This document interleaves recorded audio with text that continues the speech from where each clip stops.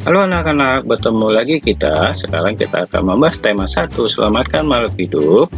Muatan pembelajaran bahasa Indonesia untuk kelas 6 SD dengan materi menentukan ide pokok dalam paragraf.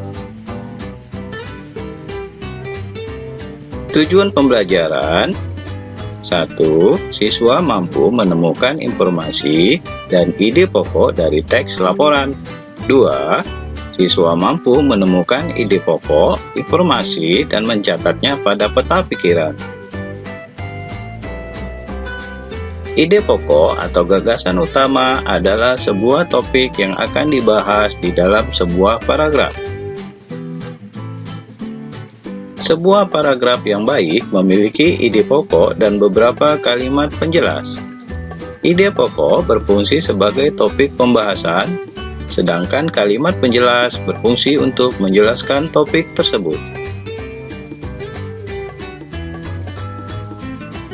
Adapun istilah lain untuk menyebut ide pokok adalah gagasan utama yang menjadi landasan sebuah paragraf. Dalam sebuah paragraf biasanya hanya akan ditemukan satu ide pokok. Cara menemukan ide pokok suatu paragraf: 1. Membaca dari keseluruhan teks bacaan. 2. Memahami isi bacaan teks bacaan tersebut. Dan 3. Menemukan ide pokok bacaan. Jenis-jenis ide pokok dalam sebuah paragraf. 1. Paragraf deduktif. Paragraf ini memiliki ciri khas di mana ide pokok akan disampaikan pada awal kalimat. Karenanya, paragraf deduktif mempunyai alur tulisan dari khusus ke umum. Dalam paragraf ini, hal-hal yang menjadi inti pembicaraan telah disampaikan di kalimat awal sebelum menuliskan ide pendukung lainnya. Contoh paragraf deduktif: bencana banjir lumpur akibat jebolnya tanggul Situgintung di Tangerang Selatan menimbulkan berbagai macam penyakit. Beberapa penyakit yang akan timbul sesudah bencana adalah diare, tifus, leptospirosis, dan demam berdarah. Masalah kesehatan pada korban dan masyarakat di sekitar lokasi bencana harus diantisipasi. Beberapa penyakit itu muncul karena lingkungan kotor dan sumber air bersih yang tercemar lumpur. Pada paragraf ini, ide pokoknya adalah bencana banjir menimbulkan berbagai penyakit. Ada yang tahu kenapa? Ya, seperti yang bisa kita lihat di atas, kalimat lain dalam paragraf ini hanya menjelaskan penyakit-penyakitnya. Pada kalimat kedua, misalnya, kalimat tersebut berisi contoh dari penyakit yang ditimbulkan. Di sisi lain, kalimat terakhir menjelaskan penyebab dari munculnya penyakit tersebut. 2. Paragraf induktif. Ciri khas dari paragraf induktif adalah ide pokok yang diposisikan di akhir tulisan. Itu sebabnya paragraf induktif memiliki alur penulisan dari umum ke khusus. Pada paragraf ini, awal kalimat membahas hal yang bersifat umum, kemudian menuliskan ide pokoknya di akhir kalimat.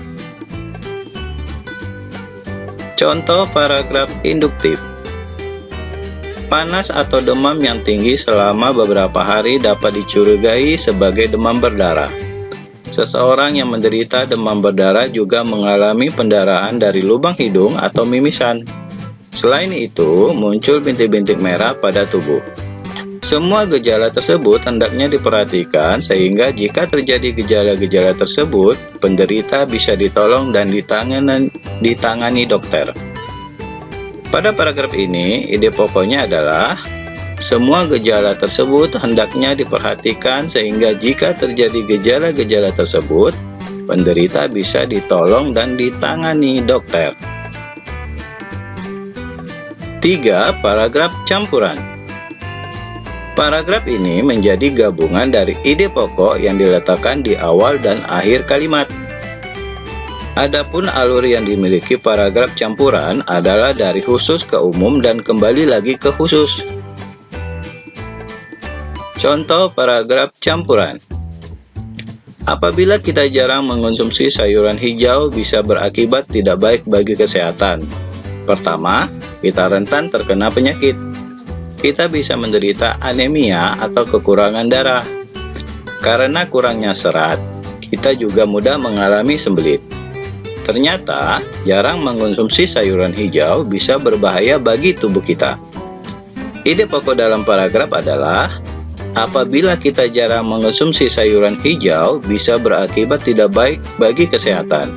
Ternyata, jarang mengonsumsi sayuran hijau bisa berbahaya bagi tubuh kita. Terima kasih. Sampai bertemu kembali di video pembelajaran selanjutnya.